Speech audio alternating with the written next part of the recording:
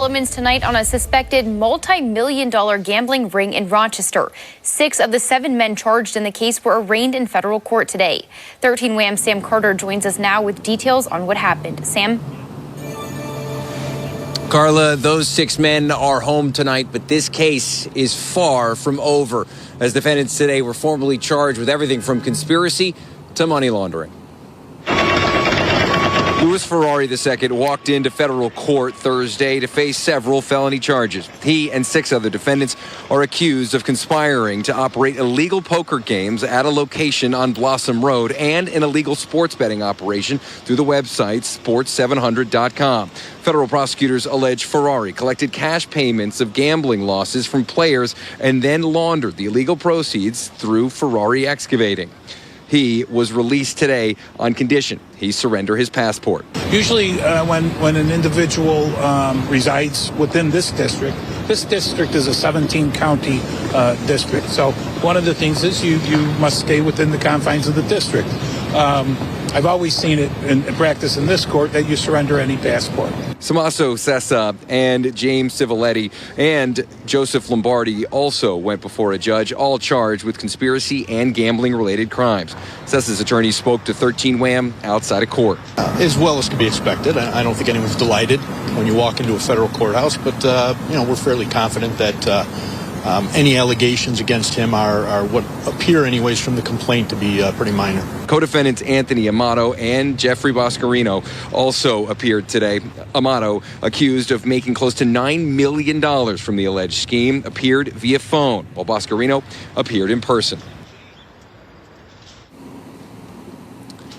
Now, the 7th defendant in this case is Dominic Sprague. He's due in court next week. Thanks, Scott. RG&E and NYSEG are sharing the steps they are taking to improve customer service. This comes as the state is investigating the companies for major billing issues.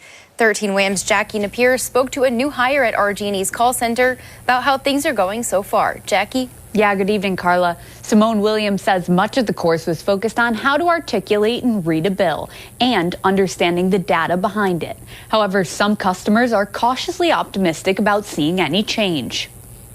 There was a time when George Lord says he received up to 3 bills from RG&E every single day. He says he had been overcharged for nearly 20 months in a row.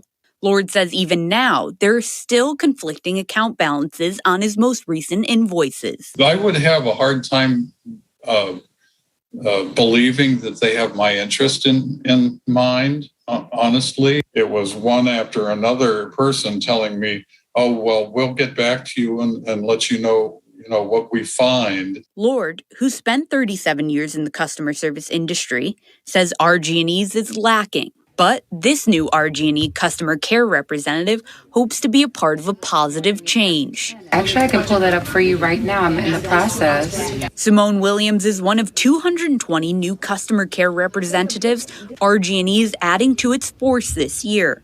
40 new billing specialists are also joining the team.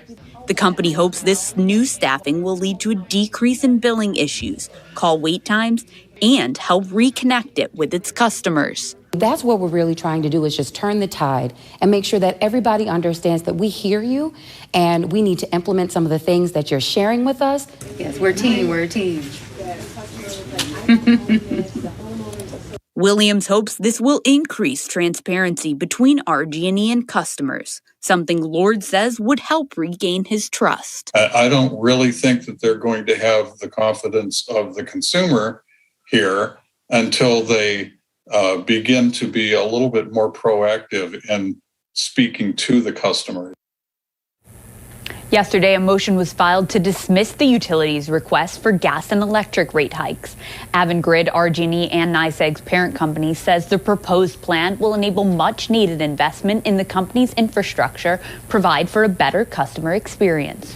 Concern tonight from lawmakers and fire departments. 2 programs that help staff and equip firefighters in New York State have the chance of being eliminated. CBS 6's Ashley Dagger tells us now how one lawmaker with a lot of sway is working on saving those programs and how they've helped our local fire departments.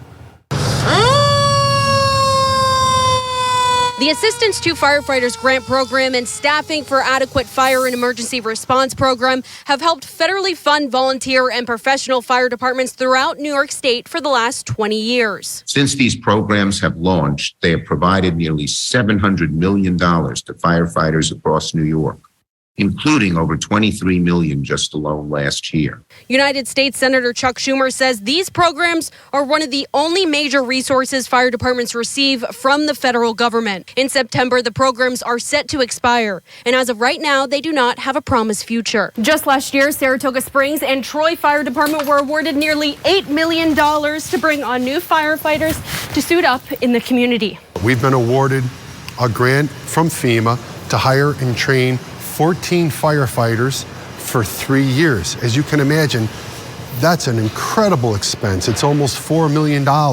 Chief McMahon says without these grants, municipalities would have to cover the costs. The city of Troy would have to find those funds within their budget, and it would put extra stresses and strains on the taxpayers of the city of Troy. Now, a bill known as the Fire Grants and Safety Act of 2023 has been introduced in hopes of continuing these programs.